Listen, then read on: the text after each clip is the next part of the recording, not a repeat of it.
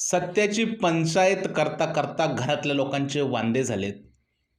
अरबाज आणि निक्कीचा जो ग्रुप आहे, यांचा खोटेपणा परत एकदा उघडा पडला आहे. तर वैभव जे आहे त्या ग्रुप सोडण्याच्या गोष्टी करतोय, प्लॅन चेंज करायचा प्रयत्न करतोय. तर अरबाज जो आहे तो अभिजितवरती खतरनाक अशा पद्धतीने जळत आहे. त्याचबरोबर छोटा पुढारी आणि निक्कूताईमध्ये झालेले आहे पकपक पकपक आणि भांडणं लावलेले आहेत डी.पी. दादा यांनी. तर बघूयात आजच्या या सगळ्या एपिसोडमध्ये काय काय घडलंय आणि कसं कसं घडलंय. रिव्ह्यूला सुरुवात करूया. सुरुवातीला आपण काय पाहतोय की वैभवकडे त्याचा जो आहे तो ग्रुप गेलेला आहे आणि त्याला विचारत आहेत की बाबा हे काय आहे, म्हणजे सांग बाबा आम्हाला, तू की नक्की चुकली काय दाखवली तुला. आणि वैभव म्हणे की असं असं दाखवले, त्यात काय एवढं नाही आहे, मला हे थोडं एक्सपेक्टेड नव्हतं. आणि मी जर का ठरवलं तर अरबाजला कॅप्टन करायचं तर जान्हवी असं कसं काय बोलू शकतं. आणि तो त्याने विषय कट केला, सोडून दिला विषय. त्यानंतर इरेनाबरोबर तो गप्पा मारतो. इरेना म्हणते तुला जर का तुझ्या मित्राच्या विरोधात जायचं आहे तर ते वाईट नाही आहे, वाईट नाही आहे. वैभव म्हणतो खरं का? ते हां हां हां हां खरं. नक्की आतमध्ये काय झालं ते मला सांग म्हणते इरेना. मग तो तिला सो अँड सो दॅट तुम्ही सगळं बघितले ते सांगतो. ती म्हणते मित्रांच्या विरोधात गेलं तर काय वाईट नाही. कट टू जो आहे तो हा अरबाजकडे गेला आणि बोलतोय की मी जरा टास्कमध्ये आता फेर खेळायचा विचार करतोय, म्हणजे आपली मैत्री कायम राहील पण मला विरोधात जाऊन खेळायला लागेल. मला हा प्रश्न पडला आहे की वैभवने अरबाजशी काय कॉन्ट्रॅक्ट झालंय का, की बाबा अरबाज मी तुला सांगूनच सगळा गेम खेळेन, का इरेना वैभवचा गेम चालवते. नक्की कोण कोणाचा गेम चालवतोय? वैभवला स्वतःचं डोकं आहे की नाही? तुला बिग बॉसवाले मदत करतात आहे, भाऊच्या धक्क्यावर रितेश भाऊंनी तुला बऱ्याच गोष्टी सांगितल्या, पब्लिकच्या कमेंटसुद्धा दाखवल्या. तरीसुद्धा जर का तुला अरबाजची परमिशन लागत असेल किंवा इरेनाची परमिशन लागत असेल तर मला असं वाटतं की वैभवराव सोडा आता, नाही जमणार तुम्हाला. येते वाईल्ड कार्ड एंट्री, तुमची चांगली शाळा घेणार आहे ती. तुम्ही तुमच्या टीममधून खेळा. ते तुमच्यामध्ये गट्सच नाही आहेत की बाबा विरोधात जाऊन स्वतःचं एक अस्तित्व निर्माण करायचे जे गट्स असतात ना माणसामध्ये, ते वैभवमध्ये नाही आहेत. त्यामुळे वैभवराव तुम्ही अजिबात सुद्धा तिकडे जाऊ नका. त्यानंतर अरबाज जे आहेत ते आर्याची बॅटरी चेंज करत आहेत माईकची. आता ही गोष्ट जी आहे ते निक्की जान्हवीला सांगते की गपचूप जा बघायला जा. जान्हवी पण अशी पळत गेली, गपचूप जाऊन बघते, अय्या. आणि मग निक्कीची त्या चर्चा, हां त्याचीच बॅटरी होती वगैरे वगैरे झाली होती चर्चा. म्हणजे अरबाज पण निक्कीबद्दल इन्सिक्युअर आहे आणि निक्कीसुद्धा अरबाजबद्दल इन्सिक्युअर आहे. त्यानंतर इकडे जे आहे ते अभिजितला सुद्धा हे लोक विचारतात की बाबा हे बघ, आमच्या मनामध्ये असं काही नव्हतं, आमच्याकडून ते डिस्कशन झालं होतं, याबद्दल आम्ही तुला सांगितलेलं आहे आणि तेच तुला जे आहे ते डिस्कशन दाखवलेलं आहे. आणि यांच्या ग्रुपमध्ये पण सगळं व्यवस्थित झालेलं आहे आणि गेम पुढे चाललेला आहे. आता गेम पुढे जाताना बी टीमचे लोक यावेळेस थोडेसे शार्प झालेले आहेत, कारण डी.पी. दादाने निक्कीला जी पिन मारलेली आहे त्या पिनचा इम्पॅक्ट असा झालेला आहे की घनश्याम विरुद्ध निक्की तांबोळी हा सगळा ड्रामा झालेला आहे. तर डी.पी. दादा बोलला की हा घनश्यामचं काय खरं नाही. अंकिता पण बोलते मला पण याला खरंच मुस्काडीत मारा वाटते. निक्की म्हणतो का तुझ्याकडून अंकिता, मला हे अपेक्षित नव्हतं, असं काय तू बोलू शकते. हा अगं तो आहे डबल ढोलकी, तो असं करतो, तो योगिताला असं बोलला. डी.पी. म्हणे तुमच्या पण गोष्टी आमच्याकडे येऊन सांगतो तो. निक्कीच्या डोक्यामध्ये बसलं, निक्की फुल गरम झाली. म्हणजे जे लोक बोलतात की निक्की खूप हुशार आहे, डोक्याने गेम खेळते, तिचा हा गेम बघा. म्हणजे उद्या कुणीही तिला तिच्या मित्राविषयी काहीही सांगताना ती लगेच चालू होते आपल्या मित्रांबरोबर वाद घालायला. मी स्पष्ट सांगतो इकडे, कान उघडे ठेवून ऐका मित्रांनो, निक्की घरामध्ये कोणाचीच नाही आहे. निक्कीचा इकडे बॉयफ्रेंड नाही आहे, निक्कीचा इकडं मित्र नाही आहे, निक्कीचा इकडे ग्रुप नाही आहे. निक्की फक्त स्वतःपुरती आहे. हा अरबाज असो, वैभव असो, जान्हवी असो, छोटा पुढारी असो, इव्हन अजून कुणी असो, या सगळ्या लोकांनी जरी निक्कीला जीव लावला तरी निक्की यांची नाही आहे. निक्की फक्त या शोधात असते की तिला फुटेज कुठून मिळेल, इकडून मिळेल फुटेज का तिकडून मिळेल फुटेज. तर या शोधात असते निक्की तांबोळी आणि आजही तिने तेच करून दाखवलं आहे. काय करून दाखवलं आहे? छोटा पुढारी बरोबर खूप जास्त भांडणं केलेले. आता छोटा पुढारीची तुम्ही ॲक्टिंग लेवलला पण मानलं पाहिजे. छोटा पुढारी जो आहे तो बेडवरती झोपलेला आहे आणि दीदी तुझी मला खूप आठवण येते दीदी, दीदी. तिकडे निक्की, दीदी खरंच मला तुझ्या आठवण येते ग. इकडे लगेच निक्की टॉमना मारायला लागली. तर हा म्हणतो पुढारी, आता तुला काय झालं, तू असे का वागते. तिने काय भावच नाही दिला. ए निक्कू तुला काय झालं सांग ना, तू असे का वागते. तिने काय भाव नाही दिला. निक्कू थांब, तुला माझी शपथ आहे. निक्की म्हणली तू मला शपथ नाही घालायची.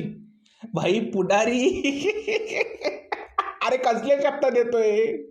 ती तुझी आता लालच करणार होती भाई. तिने आणि केली ज्या पद्धतीने डीपीच्या एका काडीवरती निक्की आणि पुढारीचा वाद झाला, तो वाद खरंच हसण्यासारखा होता.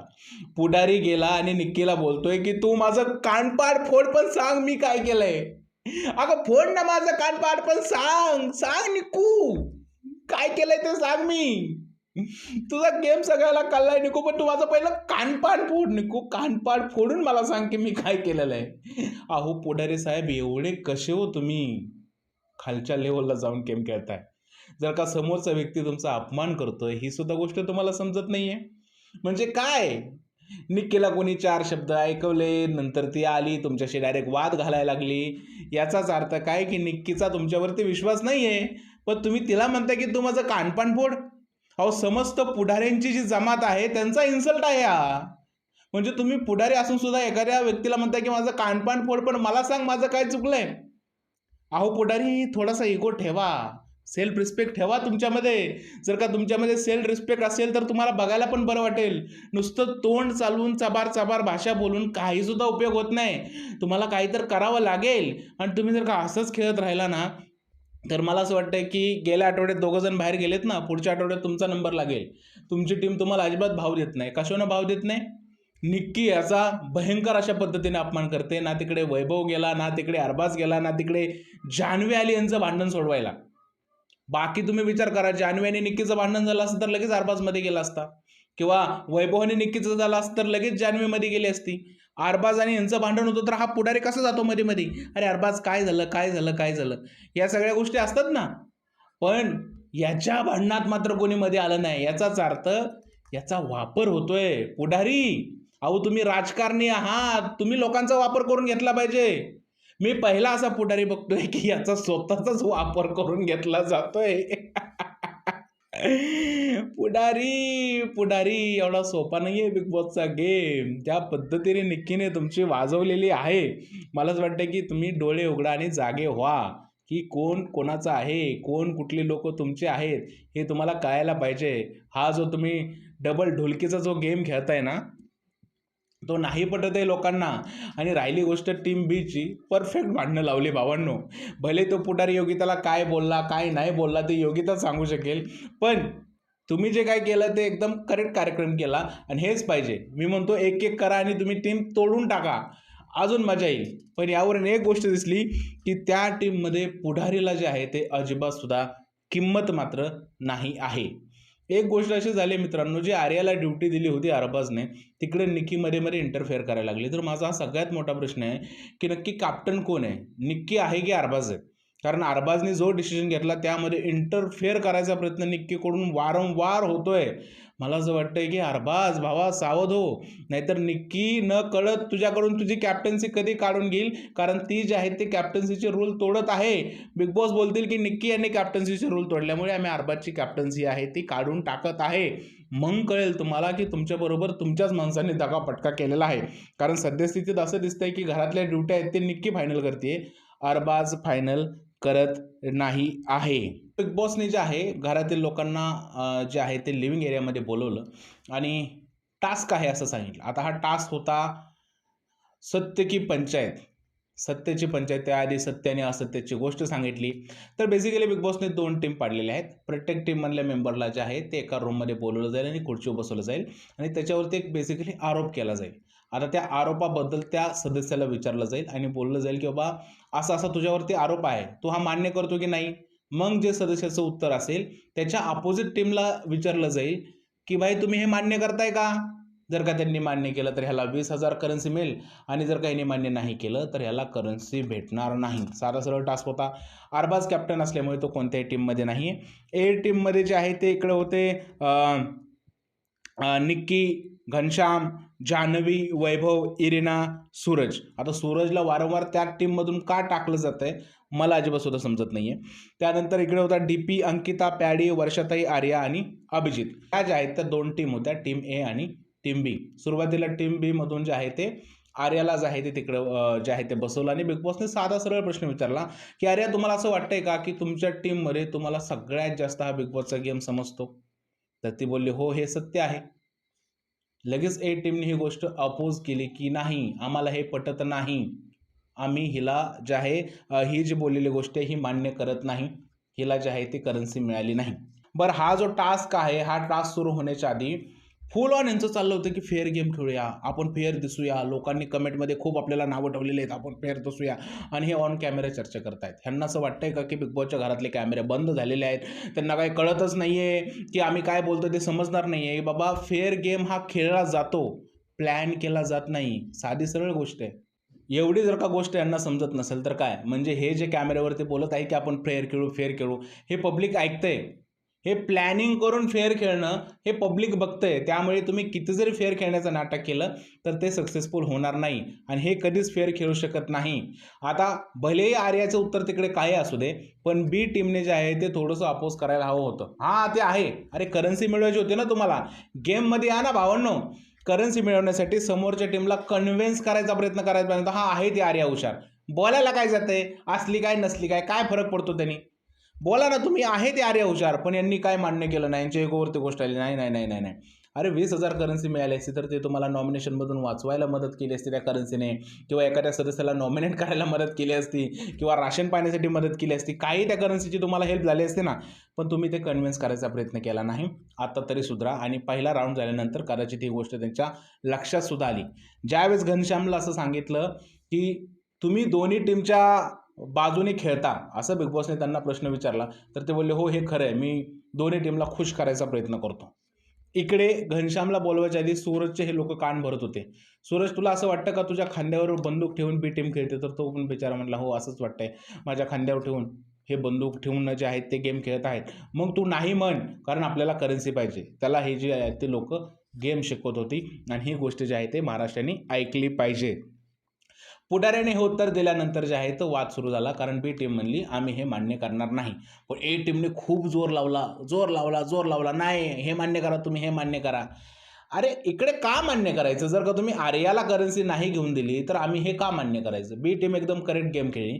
पण यामध्ये अजून एक गोष्ट झाली आहे मित्रांनो, ती म्हणजे सिनियर कलाकाराची इकडे परत एकदा डिसरिस्पेक्ट झालेली आहे जान्हवी किल्लेकरकडून. ज्यावेळेस वादविवाद स्पर्धा चालू होती या लोकांची, ह्याला स्पर्धाच म्हणतो मी, वादविवाद स्पर्धा, कारण हे सगळं गिरी वाटते मला. त्यावेळेस जान्हवीने पुन्हा एकदा हद्द पार केली आणि पॅडी कांबळे यांना पाय दाखवला, आणि पॅडी कांबळेंना नाही नाही त्या शब्दात तिने उत्तरं दिली. इकडेच जान्हवी किल्लेकर कशी आहे हे आपल्याला समजत आहे. पॅडी कांबळेसारख्या सिनियर व्यक्तीला ही पाय दाखवत असते आणि टॉक टू माय फूट असं म्हणत असेल, तर या जान्हवी किल्लेकरचं करायचं तरी काय? हिला किती ट्रोल करायचं, हिच्याविषयी किती बोलायचं? मला असं वाटतं की हिच्या स्वभावातच त्या गोष्टी आहे, त्या बदलू शकत नाही. हिला भाषेचं भान नाही आहे, कुणाशी कसं बोलायचं हे सुद्धा अजिबात सुद्धा समजत नाही आहे. त्यामुळे ते अशा प्रकारच्या गोष्टी ज्या आहेत ते परत परत आणि वारंवार करत आहे. तर बी टीमने हे मान्य केलं नाही. बी टीमने सरळ लाल बजर दाबला. पण बी टीमने लाल बजर दाबायच्या आधी घनश्यामातून एकदम ओरडत होता, बोलत होता, आधी मान्य करत होता, आता काय झालं तुम्हाला मान्य करायला? मान्य करा, मान्य करा, अमुक करा, तमुक करा. सोडा हो राजकारणी साहेब, पुढारी साहेब, तुमच्याच्याने होणार नाहीये. तुम्ही ना लय जोर नका लावू. मला असं वाटतं की जास्त बोलले ना तर अजून तुमची उंची कमी होईल असं वाटतंय मला, कारण आवाजाचा प्रेशर सहन होईल की नाही तुम्हाला माहीत नाही. कारण ज्या प्रकारे तुम्ही बोलताय ते कोणाला पटतच नाही ना, नाही पटत आहे. तुम्ही आधी म्हणता की मी दोन्ही टीमकडून खेळतो, परत निक्कीला म्हणता की मी नाही खेळत दोन्ही टीमकडून, लोक तुझे कान भरतात आहे. म्हणजे आम्ही कोणत्या शब्दावरती विश्वास ठेवायचा छोटा पुढारी, तुम्ही सांगा ना. त्यामुळे पुढाऱ्याने किती जरी कांगावा केला तरी होणार नाही. टीम ए सॉलिड लढली, पण बीने त्यांना आरसा दाखवला, आणि बरं झालं त्या पुढारीचं जे आहे ते लाल बजर वाजवला. एकदम सही काम केलं आणि त्याला करन्सी नाही दिली ती. तर आता बी टीम पण मैदानात उतरलेली आहे, आणि हे जे आहे हे बिग बॉसचं जे, आणि हा जो आहे बिग बॉसचा गेम असाच पुढे रंगतदार सुद्धा होणार आहे. तर आजचा एपिसोड हाच होता मित्रांनो. या एपिसोडच्या शेवटी आपण एकच गोष्ट बोलू शकतो की घरातील इक्वेशन बदलत राहणार आहेत, आणि टीम एमध्ये खूप मोठी फाटाफूट व्हायला सुरुवातसुद्धा होणार आहे. तुमचं काय म्हणणं आहे या पूर्ण एपिसोडबद्दल मला नक्की सांगा कमेंटमध्ये, आणि उद्याचा भाग पाहायला विसरू नका कलर्स मराठीवरती, कारण उद्या जे आहे निक्की आणि अरबाजमध्ये खतरनाक असा वादसुद्धा झालेला आहे. तुम्हाला काय वाटतं एपिसोडबद्दल आणि रिव्ह्यूबद्दल प्लीज मला कमेंट सेक्शनमध्ये सांगा. जर हा व्हिडिओ आवडला असेल तर त्याला लाईक करा, शेअर करा, चॅनलला सबस्क्राईब करायला विसरू नका. भेटूया पुढच्या व्हिडिओमध्ये. तोपर्यंत भारत माता की जय.